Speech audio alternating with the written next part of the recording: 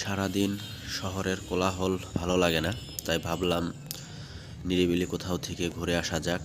তাই ফোন দিলাম আড্ডার সঙ্গী তাইজুল ভাই আর মিলন ভাইকে। অবশেষে তিনজনে আলোচনা করে সিদ্ধান্ত নিলাম পদ্মাপাড়ের আইবাদ থেকে ঘুরে আসা যাক। ওখানে নিরিবিলি পরিবেশ। তো যাওয়ার সময় দেখতে পেলাম সিএনবি মোড়ে এখানে শাকের হাট বসেছে, ছোটোখাটো শাকের হাট। তাইজুল ভাই এখান থেকে কিছু বাদাম কিনে নিলেন, নদীর পাড়ে বসে খাওয়া যাবে। তো আমি এদিকে শাক দেখে আর লোভ সামলাতে পারলাম না। বিভিন্ন ধরনের শাক, খেসারি শাক, মটর শাক, বৈতা শাক এবং আরও অনেক ধরনেরই শাক। তো মূলত আমার মটর শাকটা প্রিয়, তাই 2 মুঠা নিয়ে নিলাম মটরের শাক। তরতাজা শাক কিছুক্ষণ আগেই তারা নিয়ে আসছে। এটা মূলত সিএনবি মোড়ে বিকেলে ওনারা বসে, ছোটোখাটো একটা শাকের হাট আর কি। এখানে বিভিন্ন ধরনের শাক পাওয়া যায়। শাক নিয়ে আমরা চলে আসলাম সেই আইবাদে, পদ্মার পাড়ে। বাইক পার্কিং করে নিচে নেমে গেলাম। এখানে আসলেই মনটা ভালো হয়ে যায়, নিরিবিলি পরিবেশ, এবং এই সময়টা তো আরও ভালো লাগে। এটা হচ্ছে সন্ধ্যার একটু আগ মুহূর্তে।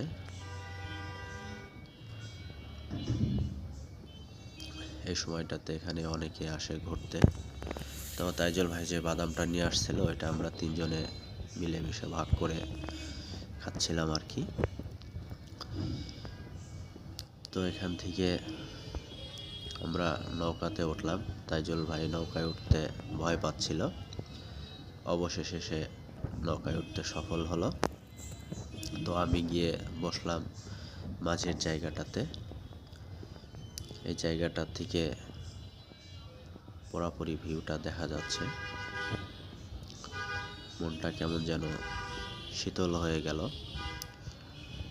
তো গুনগুন করে গান গাচ্ছিলাম, কারণ কণ্ঠ ভালো না, জোরে গাওয়া যাবে না। তো এখান থেকে আমরা চলে আসলাম ফসলি জমিতে, যেখানে সবজি চাষ করা হয়েছে। এখানে মূলা, টমেটো আরও বিভিন্ন ধরনের সবজি চাষ হয়েছে। তো আসলেই এই ফসলি জমিগুলা দেখলে মনের মধ্যে থেকে কেমন যেন একটা ভালো লাগা কাজ করে। কেননা আমরা তো, বিশেষ করে আমি গ্রামের ছেলে, গ্রামের আবাদি জমিগুলা দেখলে, গ্রামীণ পরিবেশটা দেখলে মন থেকে কেমন যেন একটা উৎফুল্ল ভাব কাজ করে। তো ঘুরে ঘুরে দেখতেছিলাম টমেটো গাছ, এখানে অনেক বৈতা গাছও হয়েছে। এখানে দেখা যাচ্ছে যে একটা গাছে অনেকগুলা টমেটো ধরে আছে। মহান আল্লাহ তাআলার অশেষ নিয়ামত। আসলে মহান আল্লাহ তাআলার অশেষ নিয়ামত বলে শেষ করা যাবে না।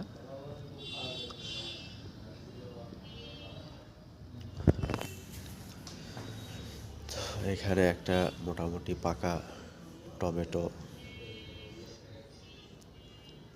পেয়েছিলাম, সেটা তুলে নিলাম, খাওয়ার জন্য প্রস্তুত করলাম।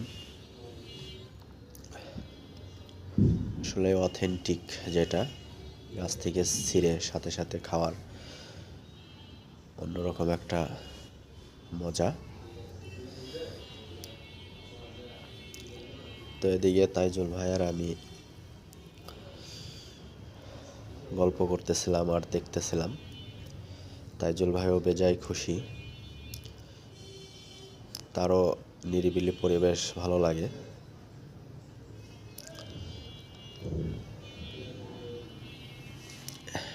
একটা মূলা কে যেন তুলে ফেলে রাখছে।